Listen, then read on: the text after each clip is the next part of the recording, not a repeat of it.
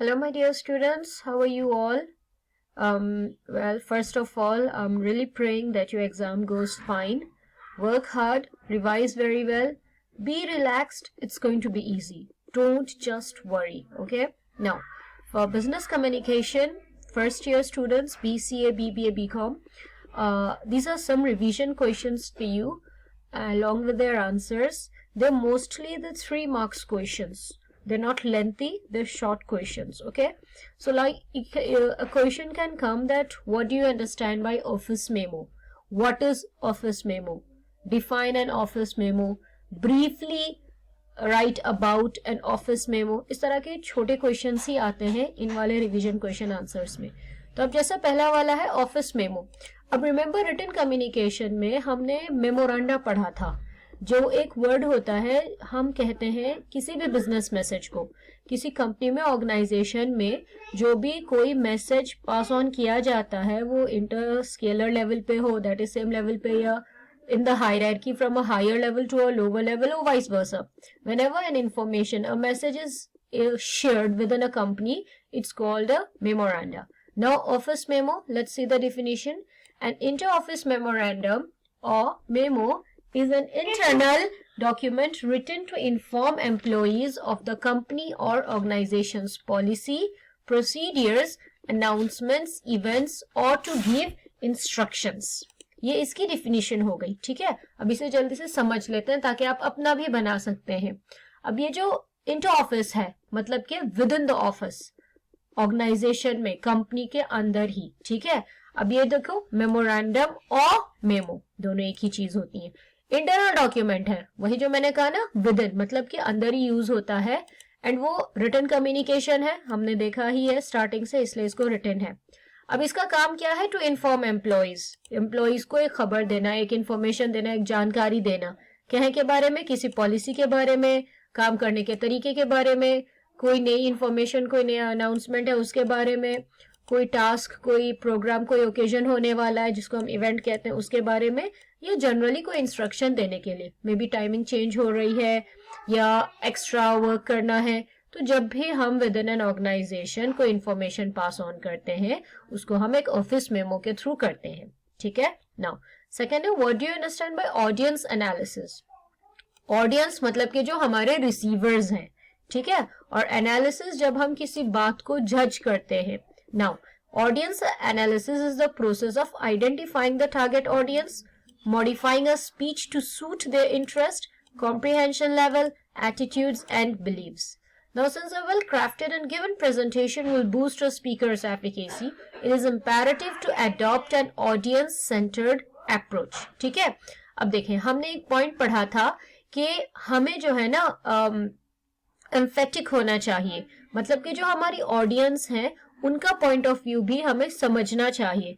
उसी हिसाब से हमें अपनी स्पीच रेडी करनी, अपना बोलना है. तो ऑडियंस एनालिसिस एक तरीका है जिससे कि जो हमारी टारगेट ऑडियंस है, जो हमारे रिसीवर्स हैं, हम पहले उनको आइडेंटिफाई करेंगे कि वो किस कैटेगरी के हैं, कौन है, क्या है, हमारे सीनियर्स हैं, हमारे स्केलर लेवल के हैं या हमसे लो लेवल पर हैं. ठीक है, अब जो भी आप ओरल कम्युनिकेशन करेंगे उनके हिसाब को सूट करना चाहिए, उनकी पर्सपेक्टिव को, उनके इंटरेस्ट को, उनकी थिंकिंग लेवल को, कॉम्प्रिहेंशन उनके अंडरस्टैंडिंग लेवल को. रिमेंबर, लैंग्वेज एक बैरियर होता है. अगर आप बहुत ज्यादा कॉम्प्लिकेटेड वर्ड्स यूज करेंगे तो सामने वाले को समझ में नहीं आएगा. अगर लैंग्वेज ही अलग होगी तो भी एक बैरियर बन जाता है. सो कॉम्प्रिहेंशन लेवल भी आपको ऑब्जर्व करना होगा कि आपकी जो टारगेट ऑडियंस है, are they able to understand what you are saying और नॉट. उनके एटीट्यूड्स, उनके बिलीव्स. देखिए, believe is a very important part of our communication. If your receiver is not agreeing to a point, do not fight over it, do not put emphasis over it. ठीक है, आपको उसी point को बार बार कहने की जरूरत नहीं अगर आपकी ऑडियंस उस बात को नहीं मानती है. आपको बिलीव्स के ऊपर आर्ग्यूमेंट नहीं करना होता है, उससे फिर एक कम्युनिकेशन बैरियर बन जाता है. ठीक है, so audience analysis is an important thing. जब भी हम कम्युनिकेशन करते हैं हमें पता है there are always 2 parties, the sender and the receiver, the speaker and the listener. तो आपका जो रिसीवर है, जो लिसनर है, वो आपकी ऑडियंस है.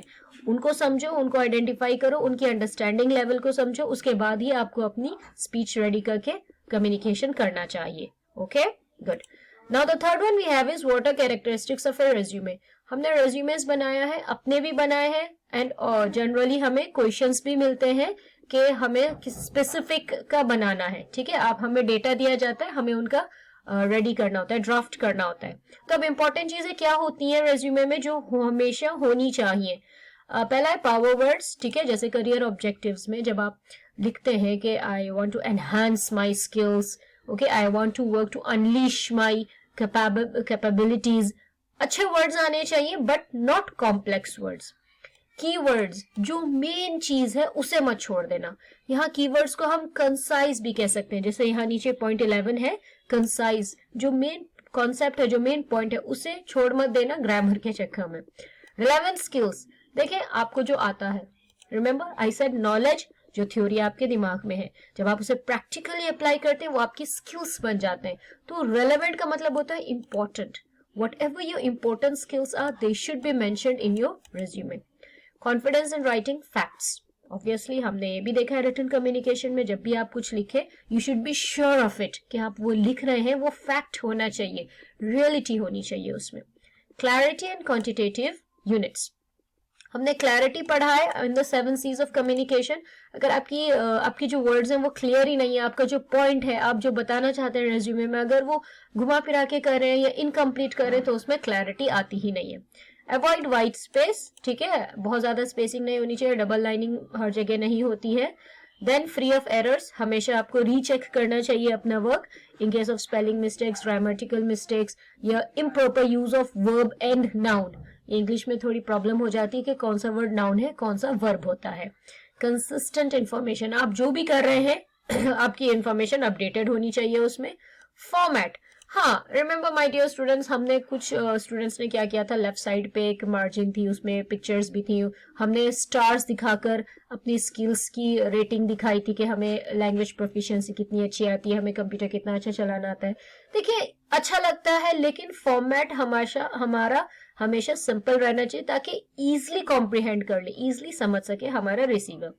कस्टमाइजेबल टू द जॉब, आप जिस जॉब के लिए अप्लाई कर रहे हो वो उससे रिलेटेड होना चाहिए, ठीक है, उससे रिलेटेड होना चाहिए। आप जो भी रेज्यूमे बना रहे हैं, अगर आप टीचिंग के लिए अप्लाई करें तो आपको उसमें कोई ना कोई अपनी ऐसी एक्सपीरियंस डालनी चाहिए जो टीचिंग से रिलेटेड है। अगर आप एक सिविल इंजीनियर हैं एंड देन आप टीचिंग के लिए अप्लाई करें, देखिए जॉब से सूट नहीं करती है वो। Concise, as we said, the main points, the main concept. Then relevant links, अगर आप किसी को मेंशन करना चाहते हैं अपने रेज्यूमे में रेफरेंस के तौर पे, अगर आपने कोई वेबसाइट बना रखी है, एज लेट्स से आप एक प्रोफेशनल स्टूडेंट हैं, BCA, BCom, BBA, आपने कोई वेबसाइट बना रखी है, आपने उसमें कुछ डेटा अपलोड कर रखा है इंपॉर्टेंट, आप उसकी लिंक डाल दीजिए, उसकी URL। आपने कोई चैनल चला रखा है जिसमें आप कोई अच्छी इंफॉर्मेशन शेयर करते हैं, ठीक है। सो जो भी इंपॉर्टेंट होता है we can add that in this, okay. Thank you, good luck.